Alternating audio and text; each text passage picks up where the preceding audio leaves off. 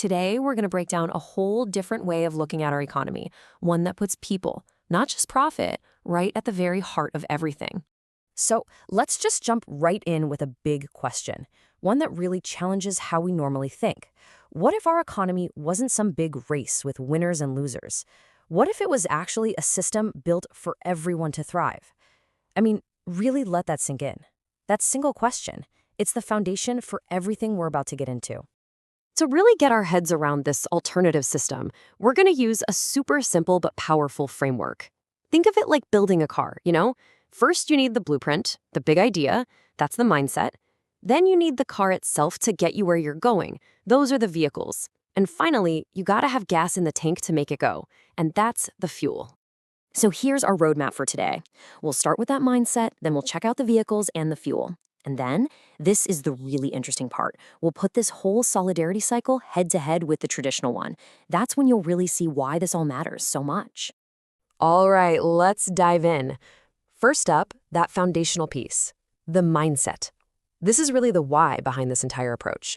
So, here's the deal with the solidarity economy, and this is absolutely crucial. It's not about making a few small tweaks to the system we have now. No way. It's a complete reframing. It flips the main question on its head.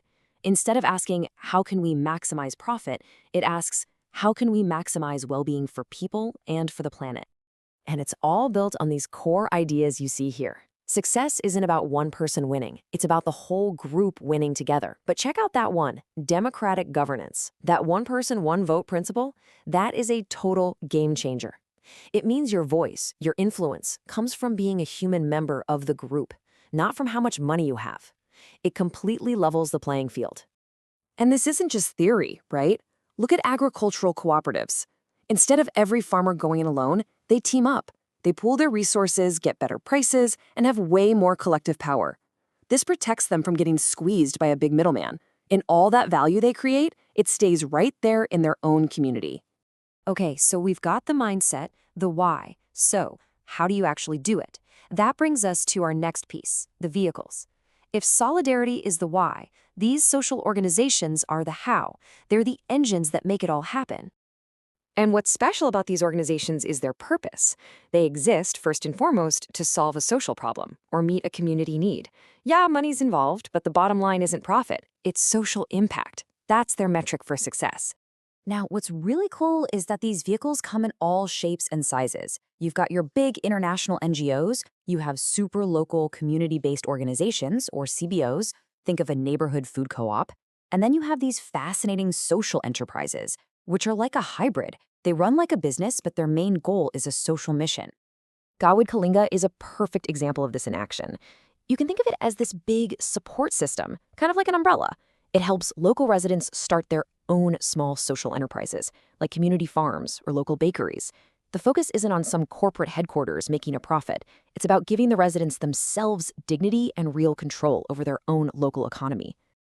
All right, so we've got the mindset and the vehicles. But, a car isn't going anywhere without fuel. And that's our third piece.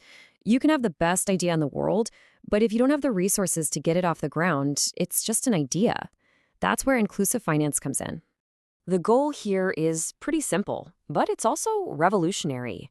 It's all about tearing down the walls that lock people out of the financial system.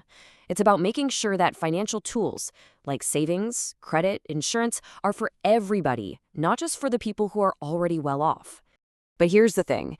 It's not enough to just give someone access to a bank account. For finance to be truly inclusive, it has to be high quality. That means, first, people have to be able to actually get to it. That's access. Second, they have to be able to use it in a way that helps them. And third, and this is huge, the services have to be good. They need to be affordable, ethical, and designed to empower people, not trap them in debt. And if you want to see what that looks like in the real world, just look at Card MRI in the Philippines. They're a fantastic example.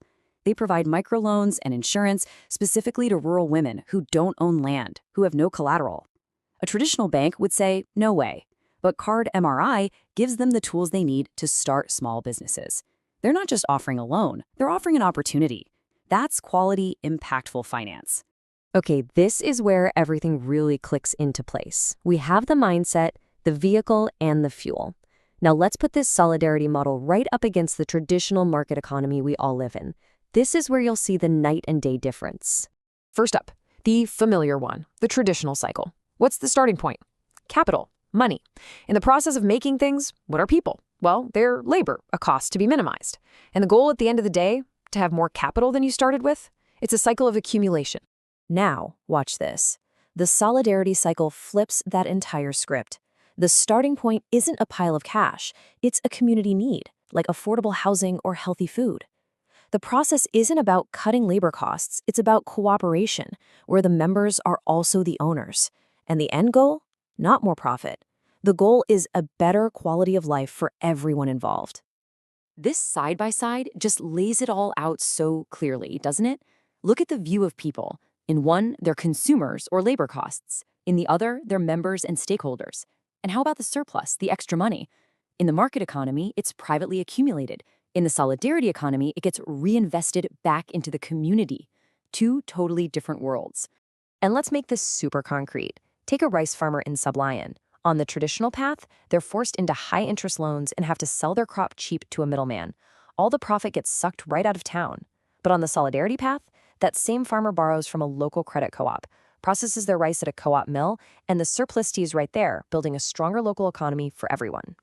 So after seeing how all this works, what's the big picture? Why is an alternative model like this so important, especially today? Well, it really boils down to one powerful idea: economic sovereignty. That's the ultimate goal here. It means this model gives the community the steering wheel. It lets people control their own economic destiny, making decisions based on their own local needs, not on some distant corporate priorities. And the benefits of that are tangible, they're real. When the surplus stays and circulates locally, the entire community gets stronger. It builds resilience against economic shocks, it distributes resources more fairly, and ultimately it just fosters a stronger, more connected society. So we'll leave you with this question to think about. Remember, every single solidarity cycle starts by identifying a need. So look around your own community. What's one problem, one unmet need that's just waiting for a cooperative, human-centered solution?